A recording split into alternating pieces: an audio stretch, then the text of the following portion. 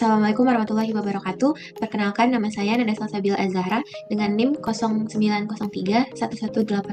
0903-1182-328016. Jadi di sini saya akan memaparkan laporan ujian akhir semester dari mata kuliah Perencanaan Sumber Daya Perusahaan. Di mana untuk materi hari ini saya akan membahas tentang hubungan antara CRM dan juga SCM dalam sebuah rantai produksi bantal tidur. Oke, mungkin sebelum masuk ke pembahasan berikutnya, di sini saya akan menjelaskan terlebih dahulu untuk materi CRM dan juga SCM itu sendiri. Jadi, Customer Relationship Management atau CRM itu merupakan strategi atau sistem yang digunakan oleh perusahaan untuk mengelola hubungan dengan pelanggan secara berkelanjutan, mulai dari proses interaksi awal, riwayat pembelian, pengelolaan feedback, hingga layanan tindak lanjut dari pelanggan. Jadi, CRM itu tidak hanya berfungsi sebagai alat pencatatan data pelanggan saja, tetapi juga berguna sebagai sumber informasi yang membantu perusahaan memahami kebutuhan, preferensi, serta perilaku pelanggan sehingga dapat meningkatkan kualitas pelayanan dan juga loyalitas dari konsumen. Berikutnya itu ada materi Supply Chain Management atau SCM, di mana SCM itu sendiri merupakan proses pengelolaan aliran barang dan informasi mulai dari pengadaan bahan baku, tahap produksi, penyimpanan, distribusi, hingga produk akhirnya itu akan diterima oleh pelanggan. SCM sendiri itu berperan penting dalam memastikan ketersediaan produk, efisiensi produksi, ketepatan waktu pengiriman, serta pengendalian biaya operasional. Jadi dengan kata lain, CRM itu lebih fokus pada hubungan dan juga pengalaman pelanggan, sedangkan SCM itu memastikan produk yang dibutuhkan oleh pelanggan itu dapat tersedia dengan kualitas dan juga waktu yang tepat. Oke, mungkin untuk pembahasan berikutnya itu terkait dengan deskripsi produk. Jadi produk yang digunakan sebagai contoh dalam tugas UAS kali ini, saya mengambil salah satu produk, yaitu bantal tidur, di mana bantal tidur modern yang dirancang untuk memberikan pengalaman tidur yang lebih nyaman dan juga berkualitas. Jadi bantal ini tuh menggunakan memory foam sebagai bahan inti, kemudian pada bagian luar bantal itu terdapat sarung microfiber hypoallergenic yang memiliki tekstur yang lembut, aman untuk kulit sensitif, serta mampu menjaga sirkulasi udara agar tetap sejuk saat digunakan. Selain itu, produk ini dilengkapi dengan resleting atau zipper yang memungkinkan sarung bantal tersebut bisa dilepas dan dicuci. Secara keseluruhan, bantal tidur ini itu dirancang tidak hanya untuk memberikan kenyamanan, tetapi juga memberikan aspek kesehatan tidur, daya tahan produk, dan juga kemudahan perawatan bagi pengguna. Oke, materi berikutnya saya akan jelaskan Customer Relationship Management dari implementasi produk bantal tidur ini, di mana dalam pemasaran produk bantal tidur ini, strategi CRM itu digunakan untuk memahami kebutuhan pelanggan, mempersonalisasi layanan, serta meningkatkan kualitas interaksi dalam setiap tahap pembelian.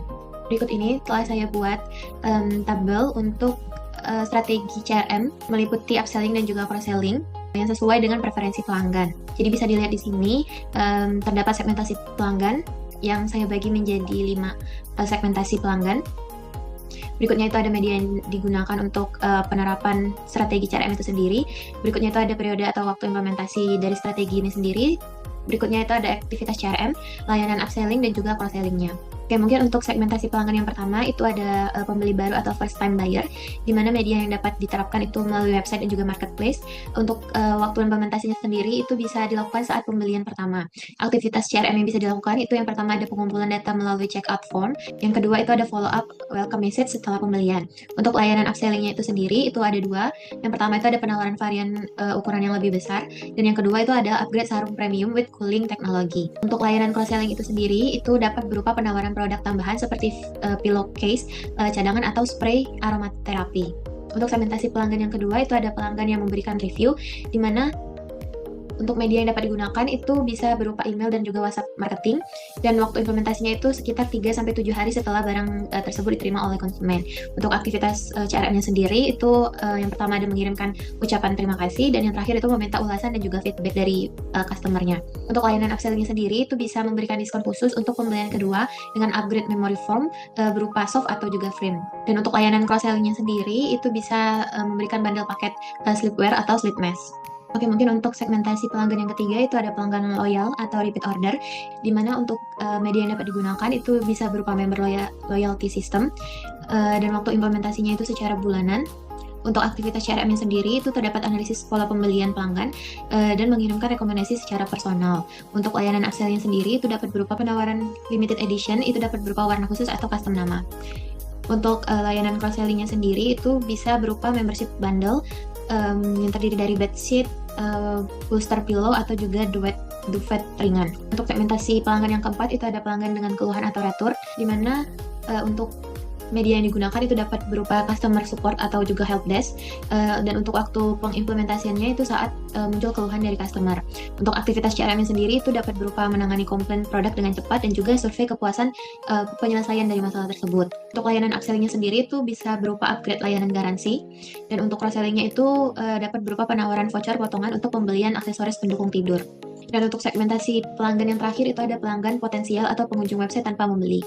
Dimana untuk media pengimplementasiannya, media yang digunakan itu bisa berupa marketing ads dan juga newsletter.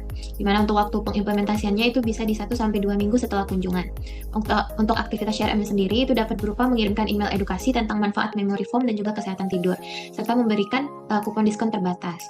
Untuk layanan upselling-nya itu dapat berupa penawaran versi premium dengan cooling gel, sedangkan untuk layanan cross-selling-nya itu dapat memberikan bundle trial pack berupa pillow cover, antibakterial, dan juga sleep mist. Oke, mungkin untuk materi berikutnya itu tentang supply chain management atau SCM, di mana proses SCM untuk produk bantal tidur ini sendiri itu menggambarkan alur lengkap perjalanan produk mulai dari pemilihan bahan baku hingga sampai ke tangan pelanggannya. Oke, jadi pembahasan yang pertama itu ada identifikasi dan juga kebutuhan bahan baku. Jadi produk bantal tidur ini itu menggunakan beberapa jenis bahan utama yang saling mendukung fungsi kenyamanan dan juga kualitas produk, seperti memory foam yang berfungsi mengikuti bentuk kepala dan leher pengguna. Bagian luarnya itu menggunakan sarung fiber hypoallergenic yang aman untuk kulit sensitif dan memiliki sirkulasi udara yang baik, serta komponen tambahan seperti zipper yang digunakan agar sarung dapat dilepas dan dicuci. Pembahasan kedua itu tentang sumber pengadaan dan juga supplier.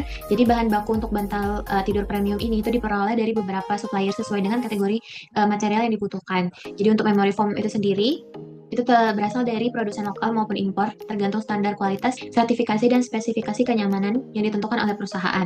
Sementara itu untuk sarung microfiber dan zipper umumnya itu disuplai oleh distributor tekstil yang memiliki pengalaman dalam penyediaan material untuk produk bedding dan juga garment. Mungkin berikutnya itu ada alur produksi dan pengelolaan material, di mana seperti di gambar itu terdapat beberapa tahapan seperti cutting, molding, sewing, assembly, dan juga quality control.